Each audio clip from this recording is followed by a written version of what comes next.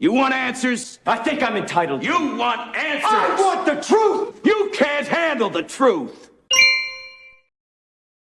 Hey everyone, welcome back to Zero Dark 30, but it's not Zero Dark 30, it's Juneteenth, which means the sun never sets on a federal holiday. Wow. Well, let's talk about it, folks. There's some important information here we're going to share and discuss. And it's not related to current affairs. It's rather related to, well, some discussions we had on Sunday Night Live, right? I got a message from some friends I made back in the RMZ, and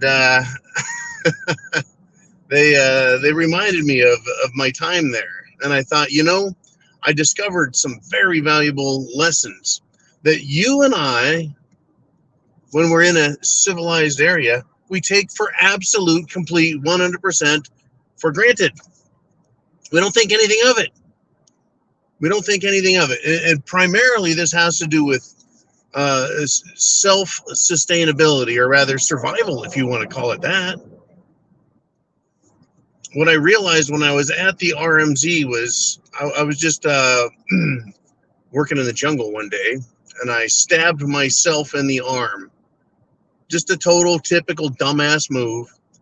And I was like, holy crap, I got a scar on my arm still from it. And I cleaned it out really good. And I applied some antibacterial paste, and then I put a wrap on it. Keep it shut, keep it clean. I'm in the frickin' jungle, wet, moist, jungle disease and all that shit out there. I thought, wait a minute. What if I get a serious infection? I could get the infection because I stabbed myself good. I was like, what if I get an infection? How am I going to deal with this? And I was like, oh, yeah, that's right. You've got antibiotics. Woo! But what if it's really bad? What if you get blood poisoning? What if it gets worse? What if it gets out of hand? Right? What if you get some parasitic infection? I was like, man, this is not a good scene. Well, fortunately, folks, my first aid skills, cleaning the wound out, dressing it properly with antibiotics, etc., no problems. But then another day I was walking down out of the jungle and slipped. Half-assed, wiped out. And I thought, man, what if I had twisted my ankle and injured it? I mean, how the hell am I supposed to do anything in the jungle where the ground is all uneven? There's branches, there's just incredible difficulties in being there. And I noticed that on a day-to-day basis, right? Scratched up legs and limbs from branches, scuffing up against you, all kinds of, just interesting things that you don't realize and we don't think about. And that's what I'm going to ask you to think about. A mechanical injury there. Who's going to take care of me? How's anything going to get done? How am I even going to get water? Because I had to walk down this rock embankment to get down to where the water was.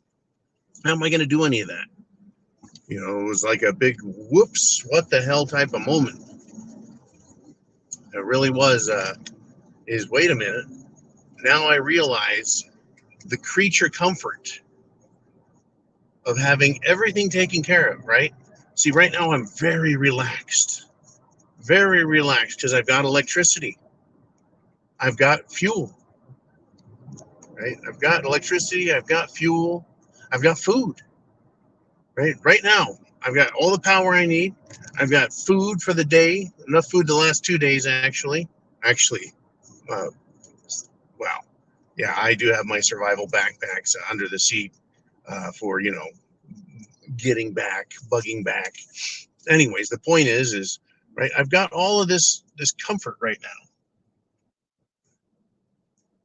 I don't have any worries. If I were to stab myself or someone stabbed me, or heaven forbid, I get shot, or something as simple as a sprained leg, I've got no worries. No one's trying to kill me. I'm not having to survive. It's all taken care of. It's all simple. Until it's not. You see, when shit hits the fan, we could lose one or everything that provides us these comforts that we have. We could absolutely lose it all and be just like I was in the RMZ, only worse, actually worse. The reason I say worse is because, well, in the jungle, I only had a few people this way and a few people that way to worry about. Now, I know there's whoever the hell was having gunfights at night, whoever that was, I was not involved in it, right? It had nothing to do with me. I didn't want to get involved. I don't know what the war was about, but, right, they would be a concern. But just a few people, right? And they didn't bother me and I didn't bother them. And then the relative, we'll call them neighbors in the jungle, right? Could I rely on them to help me if something bad had happened? Well, I could have, I guess. Right? But basically, you're on your own. Well, when shit hits the fan, the neighbor who's not a doctor can't help you. They can't give you medicine. They can't give you anything you need. Right? Once you realize how comfortable our lives are, just-in-time living, air conditioning, right? A hot shower at the end of the day. Everything we've got goes away just like that. And I learned that in the RMZ very quickly. I was like, oh shit, wait, I don't have a doctor. Wait, that was a big deal. So that's why when I said, food, water, shelter, clothing, medicine is a big one. And it's not just a first aid kit. That's just starting. How about a real first aid kit? I've got a military medical first aid kit.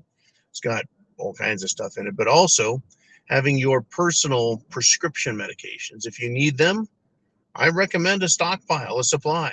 And some you can't stockpile because of availability, regulatory restrictions, or the requirement to keep it fresh and refrigerated, etc. It makes it difficult.